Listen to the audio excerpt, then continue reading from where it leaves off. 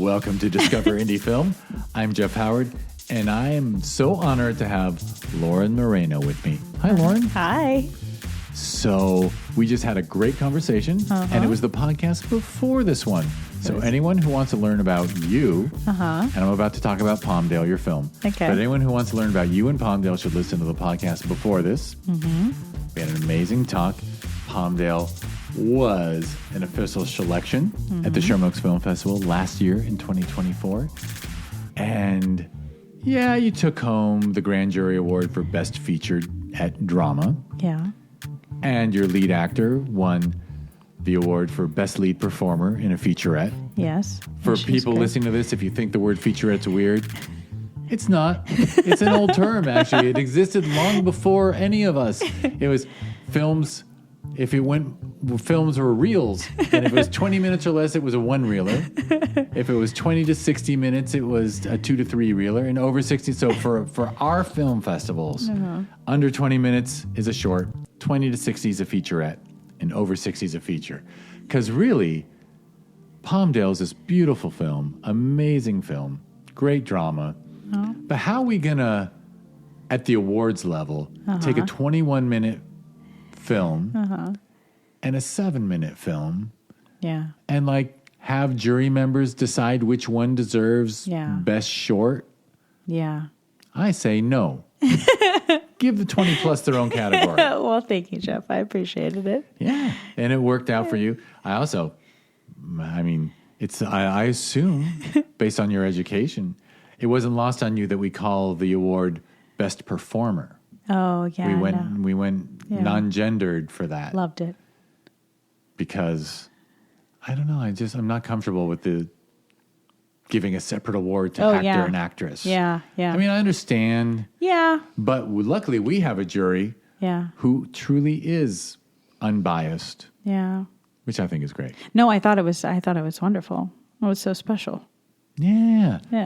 Best lead performer. I like that. I think it's beautiful. Just think Hollywood will never do it. Oh, they'll never do that. They can't. I mean, yeah, they'll probably never do that, but I'm glad you did. Because then no men could beat Meryl Streep ever again. Oh, yeah. Or just call it the Meryl Streep Award. Yeah, or they would probably alternate between Daniel Day, Meryl Streep, Daniel Day, Meryl Streep. Daniel. Yeah, he just doesn't work enough. Yeah, that's true, yeah. That bum. I know. He's back at it, though. Oh, good. I mean, I think. I guess he came back out of retirement for his son.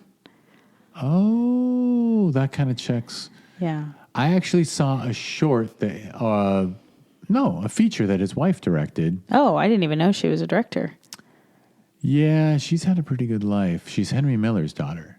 Oh, my God. Yeah, Rebecca Miller. I had no idea. And she made this great film called Personal Velocity. No, I've never seen that. That had Kira Sedgwick and Parker Posey. Oh, Parker Posey. And Fairuza Balk. Each one had their own half-hour sequence that was like a half-hour short. And all three tied together, and all three were just beautiful and wonderful and great. Wow. And I got to go to a screening of it where she did a Q&A. And I was sitting there going, okay, so your husband's Daniel Day-Lewis and your dad was Henry Miller. Yes. And you're a great filmmaker. You're a good artist. Oh, that's cool. Oh, that's awesome. Yeah. That's it's great. not like she used her name. Yeah. I mean, you know who. Most people don't know who. That's amazing. I wonder if can you still see it? Is it on It's got to be somewhere. Okay. JustWatch.com, right, is where we find things where to stream. Yeah, I would highly recommend Personal Velocity. I'll tell you a funny story when we're done recording. Okay. Remind me for the funny Parker Posey story. Okay. Yeah, I want to hear a Parker Posey story. Because she's so funny. But I don't want to distract. We're 4 minutes in, and I haven't gotten... So anyway, listen to the podcast before this one to learn about Lauren and her film Palmdale.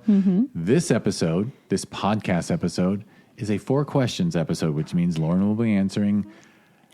Question number 1 is name 3 favorite films. Okay. Number 2 is a film that's underrated. Number 3 is a film that's overrated. Number 4 is a lesser-known film that people should seek out. It's just a fun excuse to talk movies. So do you have a couple favorites to share? I do have a couple favorites. My first one is Nomadland. I love that movie so much. My second one would be Grizzly Man by Werner Herzog. I love. I'm just like, my mouth is agape because I remember when that film came out. Really? I saw it in the theaters when it came out. You saw that in the theaters. Wow, I wish I would have seen that in the theaters. I mean, that's a documentary. That thing is fierce. I love No Man Land is fierce too, although I think it's just kind of like Frances McDormand deserves. Yeah. She's amazing. She's just amazing. She's amazing. I'm like, could that movie have worked with someone? Probably someone else could have made it work, but I can't imagine it. No, I mean, no, it had to. It's for sure she makes the movie, but I mean, I just love that movie. But yeah, Grizzly Man, I love Werner Herzog. Just his voyeurism, he does this thing where he lingers on the shot, like he'll ask the question and then the person will answer the question and then he'll stay on them for about, I don't know, several more seconds. That feels like a lifetime, but that's where the magic happens. I just love it. I just love it so much. And then the third one, I love The Thin Red Line by Terrence Malick. Oh, yeah. War, right? Yeah, it's a war film. You know what? If you ask me what is that film about, I have no idea, but I remember the way that I feel. There's this scene between Sean Penn and Jim Caviezel, and it's Blue Hour, and they're sitting on the fields, and it's the most beautiful, moment of just two people looking at each other. I can't even think of what I think they say dialogue, but I don't know. It's the most beautiful thing. I'm embarrassed to say I haven't seen it. That's okay. I was well aware of it, but I didn't get around to seeing it when it came out. And I bet you probably not a lot of people. Terrence Malick is kind of like, I feel like he's divisive. He's divisive, yeah, for sure. Yeah. Yeah. Some people love him. Some people love him. A lot of people love him. A lot of people love him. I love him. But yeah, I would say those three. Excellent. Yeah. All right. Number 2. Okay. What's a this film one? you feel is underrated? Oh, okay. A movie I feel is underrated. American Honey by Andrea Arnold. I mean, I feel like a lot of people have seen it, but there's a lot of people who haven't seen it. Okay. I haven't. So she's also the filmmaker who did Fish Tank. With Michael Fassbender. She's an incredible filmmaker.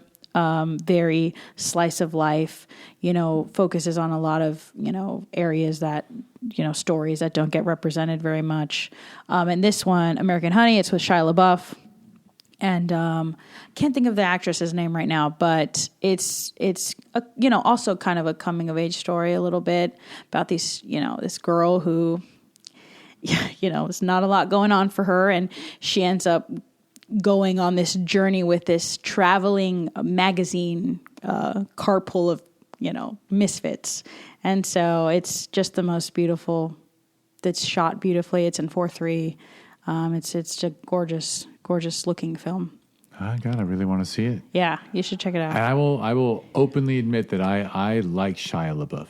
Oh, I love Shia LaBeouf. I think he's great. He's incredible. I think he also went to Hamilton briefly. Yeah. Yep. Ooh, I know. There you go. Very cool. The greatness of Hamilton High. Yeah. He's incredible. I mean, yeah, incredible actor. So. Yeah, I just feel the need to mention, I thought Peanut Butter Falcon deserved major awards. Yeah. And I think it didn't get nothing. Yeah, I don't think it got the recognition that it deserved. I love that movie. Yeah, right. yeah, he's great. Shia LaBeouf's great. You're a very nice person. So you know the term overrated. You're not insulting the film. Okay, yeah, I don't want to insult a filmmaker. Yeah, you're not being insulting. Okay, I can tell you're not the kind of person who wants to insult people. Yeah, unless there's someone you don't like. I don't know. Oh yeah. When there's but then I just don't want to. Yeah. Yeah, but it's just a film that maybe its accolades were less deserved. Okay, so I would say that Space Odyssey. 2001: A Space Odyssey. 2001: Space Odyssey.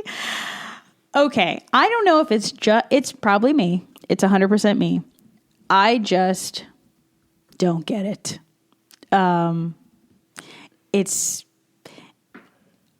I just don't get it. It's beautiful visually. I can see why I see why, but it doesn't hit me in the way that I think other movies hit me.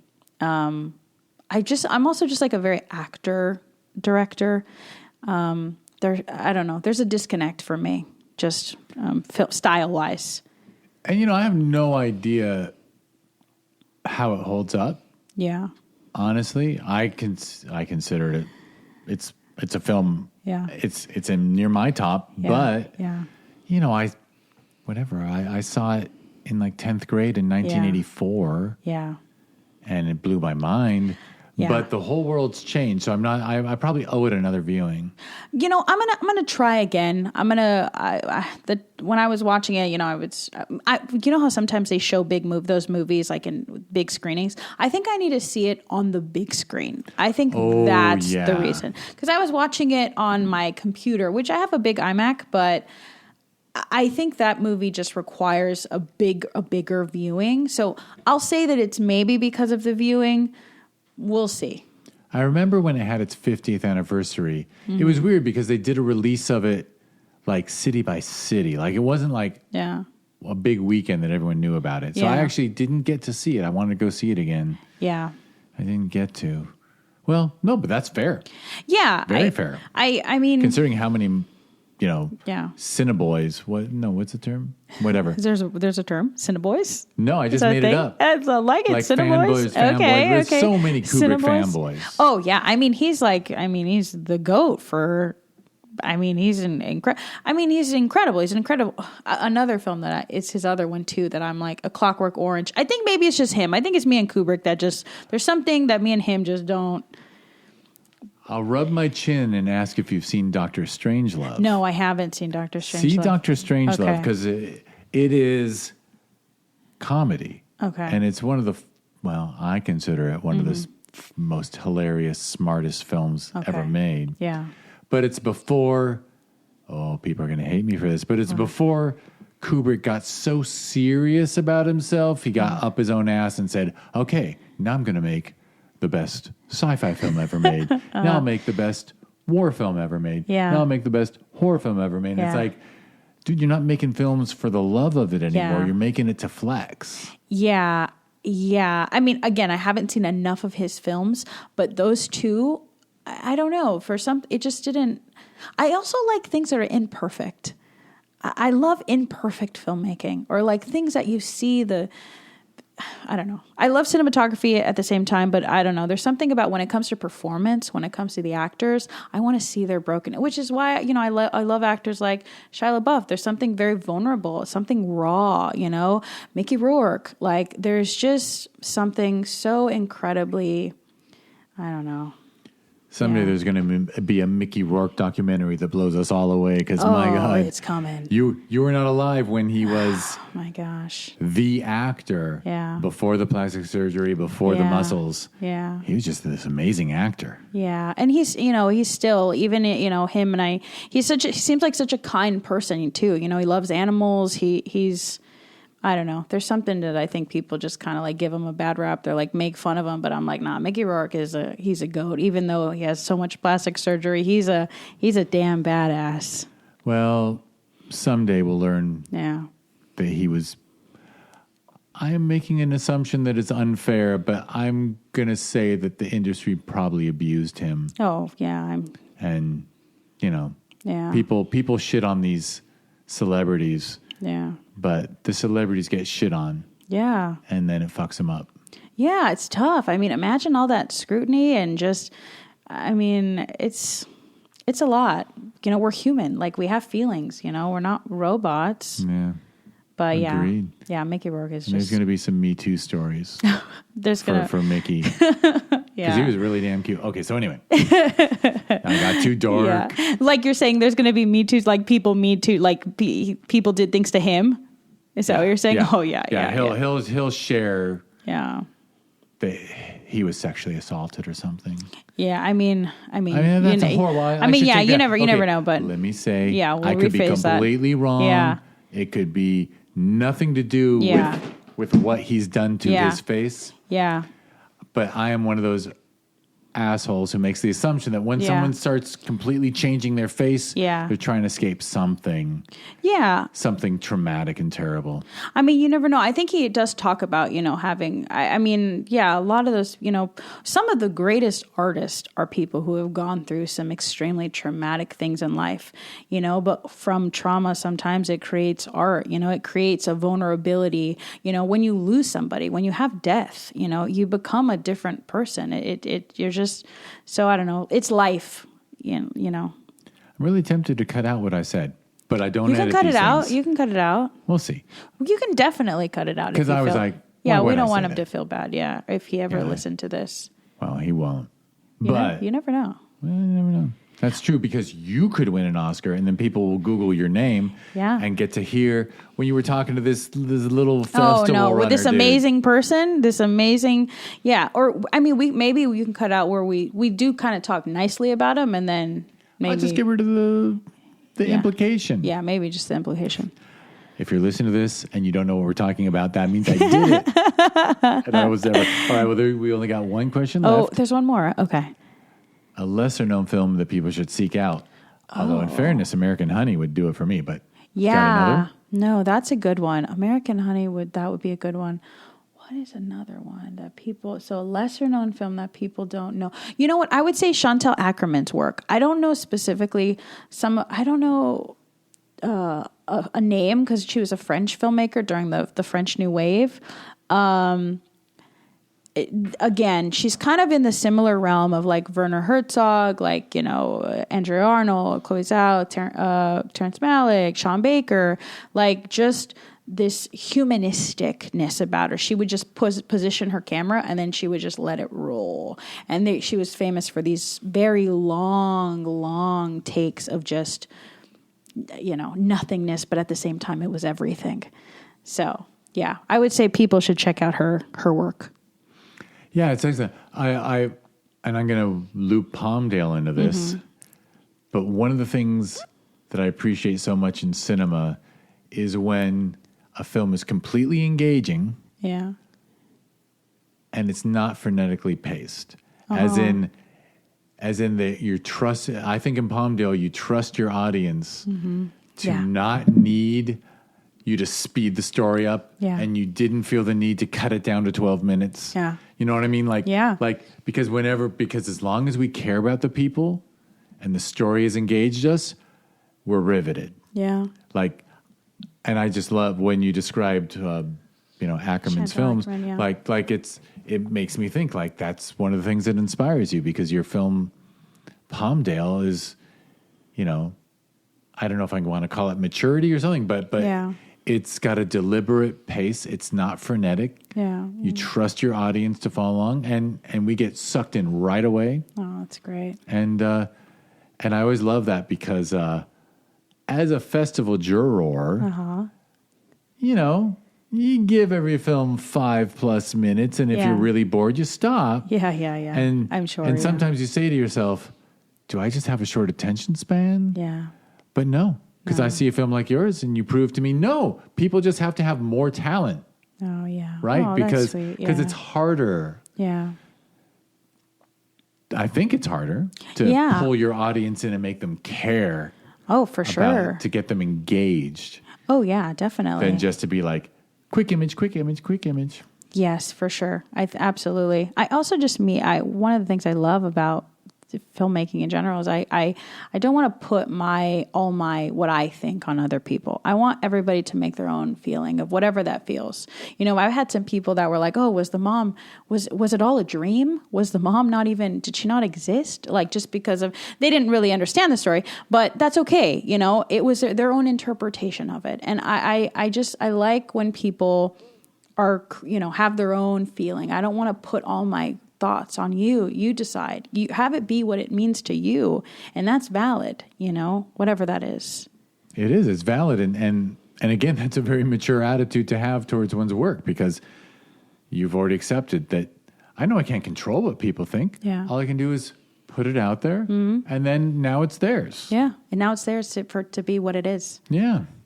To them. It's lovely. But yeah.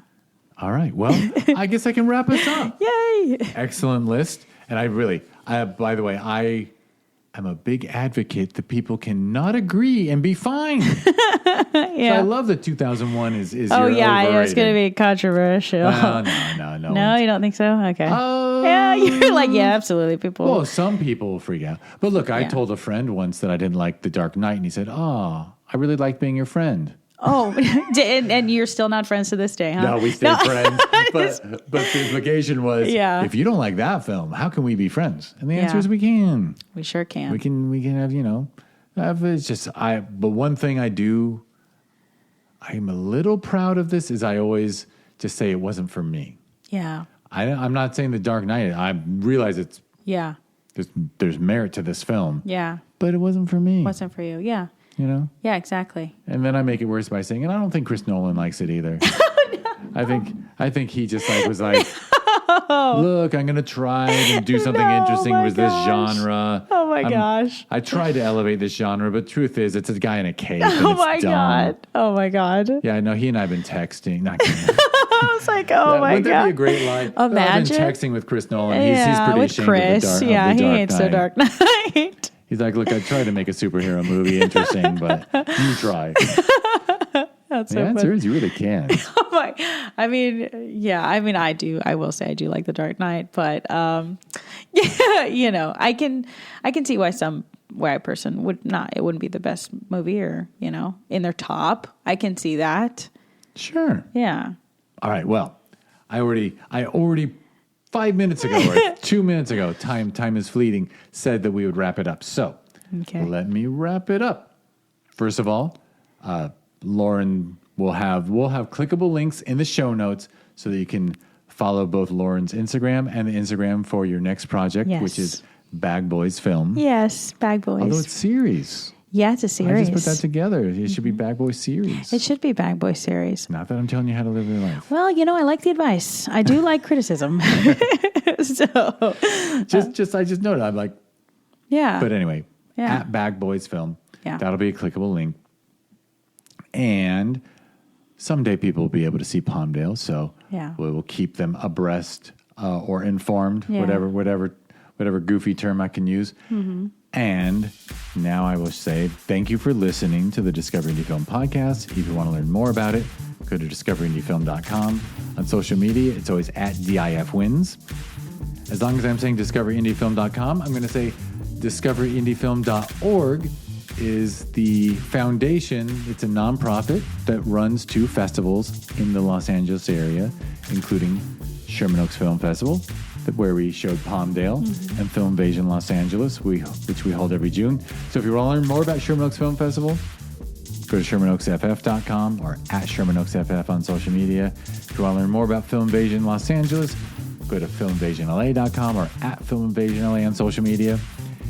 If you are, well, first of all, people should go to your Seed and Spark through Instagram for Bag Boys Film and or series.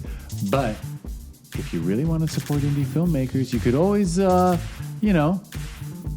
go to discoverindiefilm.org and look at the memberships or, there's donations, but there's memberships. And I forget what we put there, but I think if you become a member, you get free submissions to the festivals and a pass stuff like that. That sounds amazing. Yeah. For I forget. I should know, shouldn't I? I should really know how much per year it is. For probably not a lot for what you're getting, for what the quality of what you're and getting. I can come right out and say that if you have that membership, you also get free admission to Film Invasion Lima in Lima, Peru. Awesome. But you got to fly down or live locally. Actually, what am I saying? I could have a lot of listeners in Lima. you never know. We're building the Lima listening. I got to. That's the. God, I wish my Spanish was better. I need a time machine. It was really good. I was really good as a teen, but I'm old. All right, Lauren, thank you so much. Thank you, Jeff. And thank you everyone for listening.